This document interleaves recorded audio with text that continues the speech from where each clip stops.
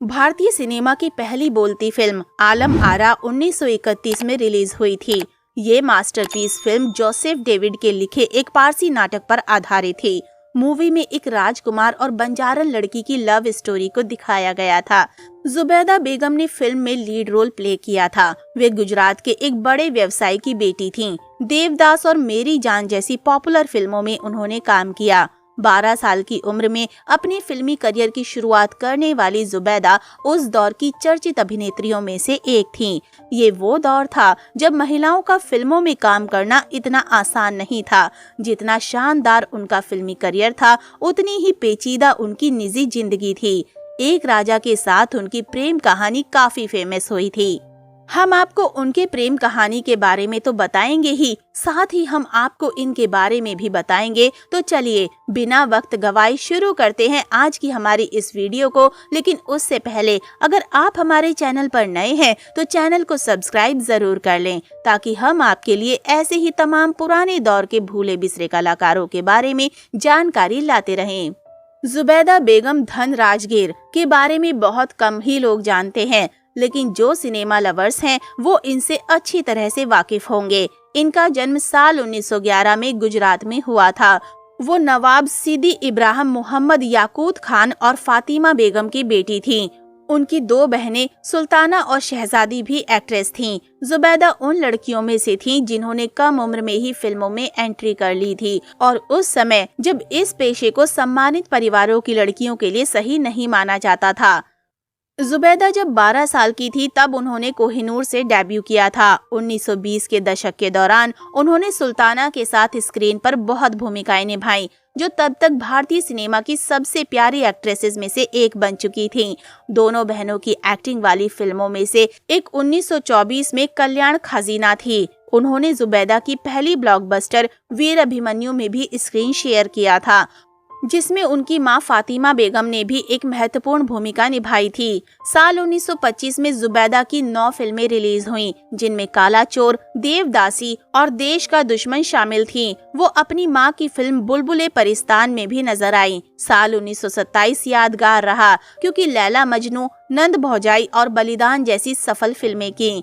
जुबैदा ने आलम आरा से पहले कई मूक फिल्मों में एक्टिंग की, जो उनके करियर में टर्निंग पॉइंट साबित हुई और उनकी सबसे बड़ी हिट साबित हुई।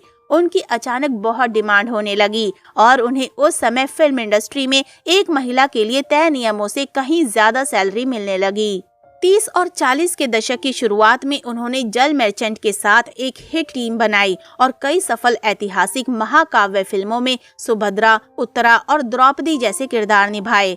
Famous film maker Shyam Benegal ने 2001 में जुबैदा और हनवंत सिंह की लव स्टोरी पर एक फिल्म बनाई थी। नाम था जुबैदा। 2001 में रिलीज हुई इस फिल्म में मनोज वाजपेयी, रेखा और करिश्मा कपूर को कास्ट किया गया। मूवी को नेशनल फिल्म अवार्ड भी मिला। फिल्म में मनोज वाजपेयी ने महाराज, करिश्मा कपूर ने जुबैदा और रेखा ने कृष्णा कुमारी का रोल निभाया था। पर्सनल लाइफ की बात करें तो जुबैदा ने हैदराबाद के महाराज नरसिंहगिर धन राजगीर ज्ञान बहादुर से शादी की।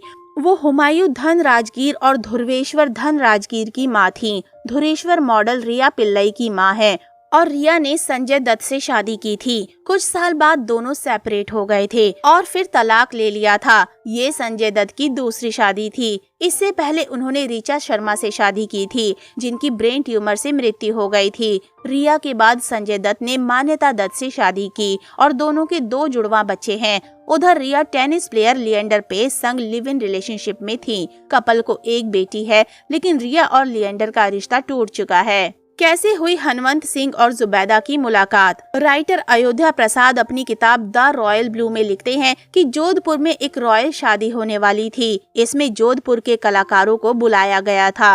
मंच पर जैसे ही हल्की मुस्कुराहट लिए एक लड़की गाना गाने लगी, हनवंत सिंह उसी मीठी आवाज में खो से गए। ये आर्टिस्ट थी जुबैदा बानो। जैसे जैसे दिन बीतते गए, हनवंत सिंह के दिल में जुबैदा के लिए आकर्षण और बढ़ता गया। द रॉयल ब्लू किताब के मुताबिक पहली मुलाकात के कुछ दिनों बाद राजा हनवंत मुंबई पहुंच गए। यहाँ वो एक होटल में रुके थे।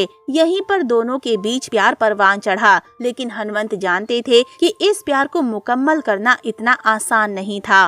राजा ने एक्ट्रेस के लिए छोड़ा था रॉयल पैलेस। हनुमंत एक रॉयल फैमिली से थे तो जुबैदा एक मुस्लिम परिवार से थीं। हनुमंत पहले से शादीशुदा थे। द रॉयल ब्लू किताब के मुताबिक जुबैदा और हनुमंत के प्यार के किस्से राजमहल तक पहुंच गए। हनुमंत को पता था कि जुबैदा को महारानी का रुतबा मिलना आसान नहीं था। फिर उन्होंने उम्मेद भवन पैलेस छोड़ने का फैसला किया। फिर वो जुबैदा के साथ मेहरानगढ़ किले में जाकर रहने लगे। जुबैदा ने बदल लिया था धर्म। शादी पर अभी भी है सस्पेंस। बताया जाता है कि महाराज हनुमंत के साथ रहने के दौरान जुबैदा ने अपना धर्म बदल लिया था। वे जुबैदा से विद्या रानी बन गई थी। हालांकि जुबैदा और हनुमंत की शादी को लेकर आज भी सस्पेंस है। कई इतिहासकारों का मानना है कि हनुमंत और जुबैदा की शादी नहीं हुई थी। बताते हैं कि दोनों का एक बेटा भी हुआ जिनका नाम था हुकुम सिंह। जोधपुर में उनका मर्डर कर दिया गया था, जो आज भी एक मिस्ट्री है। हादसे में हो गई थी हनुमंत और जुबैदा की मौत। बताते हैं कि 1952 में राजस्थान में विधानसभा चुनाव की काउंसिलिंग चल रही थी। इस दौरान हनुमंत सिंह को खबर मिली थी कि तत्कालीन सीएम जय नारायण व्यास के खिलाफ उन्हें बढ़त मिली थी। हनुमंत दूसरी सीटों का हाल जानने विमान से निकले। उनके साथ जुबैदा भी थी। जोधपुर से करीब 70 किलोमीटर दूर उनका प्लेन क्रैश हो गया और दोनों की मौत हो गई। जुबैदा और हनुमंत की प्रेम कहानी से जुड़े कई किस्से आज भी फेमस हैं। तो दोस्तों, अभी के लिए बस इतना ही। मिलते हैं अगले वीडियो में। तब तक आप सब अपना ध्यान रखिए। Bye bye.